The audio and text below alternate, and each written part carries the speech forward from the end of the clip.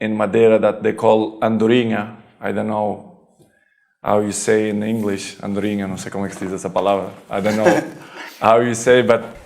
Cristiano, welcome to the Whoop Podcast. Thank you. I'm grateful to be here with you. We're here in your home. We're going to talk a lot, I think, about training and data and recovery. But I thought I would start just by asking you, what's your first memory of playing football? Well, for me, it's a pleasure to be with you.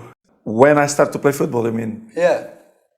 When I was very, very young, with probably 7, 8, 9 years old, I started to play in home, in the street, with my colleagues, with my friends. And I think this is where everything starts. That you start to feel that the sport is fun. Did you fall in love with the game immediately? I think so, yes.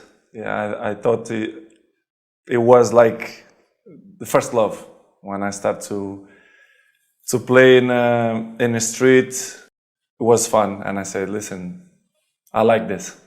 Now, did you know that you were going to be a superstar your whole life? Did you have that feeling? Never. I will be false if I say yes. In the beginning, when you start, you always have that passion to enjoy yourself, to spend time with friends, and to have fun. But in the beginning, not even with 14, 15, 16 years old, I didn't feel that. Maybe after that, with 18, 19s, 20s, yes, I start to feel everything was different. And in that time period, did you find there were a few people that you gravitated to or who gave you that sort of motivation to say, okay, I can do this? In the beginning, probably was my father. My father in the beginning pushed me a lot, not a lot, a little bit, to follow my dream. In the beginning, with 7, 8 years, it was my father, because he saw that I had some talent, and he kept pushing me to play, not only in the street, but we had a local team in Madeira that they call andorinha. I don't know how you say in English, andorinha, no sé cómo se dice esa palabra. I don't know how you say, but now they're going to think it's a club, Sure. a Madeira club that everyone knows if they, andorinha. I will tell you in English, is the name of the bird. Yeah. And I start, to be with teammates, and I start, the rule of football. I start that there. Now, we talked when we first met about this difference between making it because of talent and making it because of work ethic. And you said to me you felt like an enormous percentage of your success has come from work ethic, and that there's sort of an unfair perception maybe of you of just being hyper talented, and that's where all the success comes from. To be honest, I think both have to work in the same time, because talent without work is nothing, and work without talent is nothing too. So I think the both mix up. And of course I have two. I'm not will say that I have more one than the other one, because if you see my whole career for the last 20 years, my level was high, and this is, as you can know, it's really tough. Not only in a football, but in any area. If you are top for 20 years, is unbelievable. And I do that, and I continue to do that. For me, it's a big achievement, and my biggest motivation is to carry on, to still enjoy, to make people happy, to make my family happy. So for me, I have both talent and work ethic. Do you think you got a lot of that work ethic from your father? Him pushing you when you were younger? Maybe both, my mom too. Mom and dad, my brothers too. I think it's this childhood to make you feel what you are, or make you be what you are. The difficult of things that you pass through in your life make you be stronger mentally, to challenge a hard life. And of course, the environment too helps. I don't know if you know, but I moved with 11 years old from Madeira to Lisbon, which is it's hard, to be honest. It's probably was the most difficult part in terms of professional of my career. So it was hard to left my family in Madeira to follow my dream in Lisbon without your family, with 11 years old. I can see now my kid, Cristiano, my older son. I don't know if I will be capable to let him go to, I don't know. At this age. In this age, 2 years more. Yeah. Will be tough. What's the cost? What's the sacrifice of being this good for that long? You know, what do people not see that you're doing? Life is a box of surprises and it's hard, you know.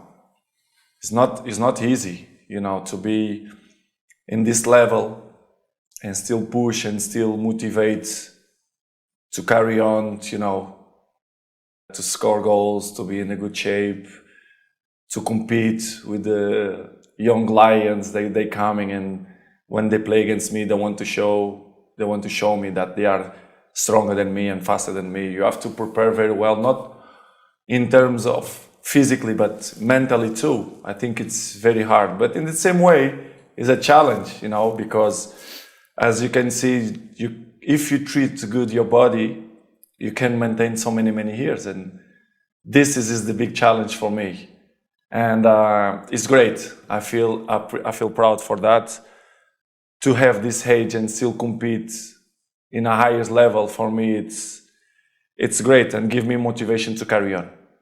Well, a lot of your discipline comes through actually in your Whoop data, and we're going to talk a little bit about that. When did you first discover Whoop? I discovered Whoop a few years ago, and to be honest, for me it's a tool that can help me. It's like to have a doctor in your wrist. Yeah.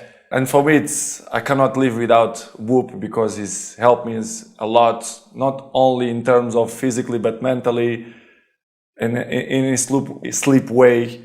It's a great tool in my opinion. So I'm really pleased that I use it. It's like in the beginning, I fall in love since I start to use it. So I feel good with that. Well, a big thing that we've tried to do at Whoop is find people who authentically love the product and then amplify their story. And you've been on Whoop for 646 days now, it turns out. You've got 95% compliance, so you literally wear the product nonstop, it seems like. And for us, like, what's amazing is now we get to show the world, how does Cristiano Ronaldo train? What's it like to be him? What is all the dedication and work ethic that goes into it? So with that in mind, I want to talk a little bit about your data. First of all, you have a resting heart rate of 43 beats per minute, which you know, but that's in the top 1% of men on Whoop. And even amongst professional athletes, it's in the top 3%. So that's, as you say, top. Top. Top. That is good. Your sleep performance, 81%. So that's pretty good. So on average, your strain is 14.9 every single day. 14.9. 14.9 out of 21. So that's high. You're getting 51% of your days are in the green, and then the rest are in the yellow, and then a very small percentage are in the red. So even with all this training, your body's still recovering, which is really impressive. What are you doing to recover so well? Well, I can be cookie and say, I give you the map. You are willing to do that? Yeah. It's the main point, because everyone wants to be Cristiano, but I give you the map. You think you will do it that? It's difficult. It's the discipline. The discipline is the most difficult thing, not only in sports, but in life. So the Whoop Journal, which for people listening to this, allows you to input all sorts of behaviors and activities and lifestyle decisions. You actually track 43 different things in the Whoop Journal.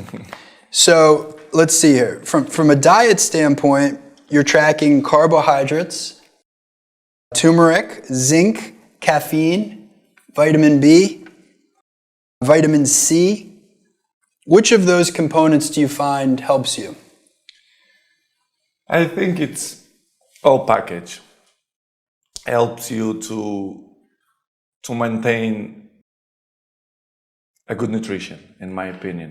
It's all component, not only these components, but you have a few more that helps you to be good, in my opinion. So small details in the end of the day will make the big difference, in my opinion. So as you say, and I will keep repeat, the consistency is the most difficult thing. Just doing it every day. Yes, every day. Do you ever wake up and you say, I don't want to do it today? I fight against my mind. Yes, sometimes it's happened. We are all human beings. We are not happy every day. We are, not in a good mood every day. It's normal. It's part of us. What do you do to overcome that? I fight against that. It's the big challenge. It's when you're not willing to do something, but you have to do it. This is the main point. This is why I say our mind, it's a box of surprises, and you have to challenge yourself to be consistent.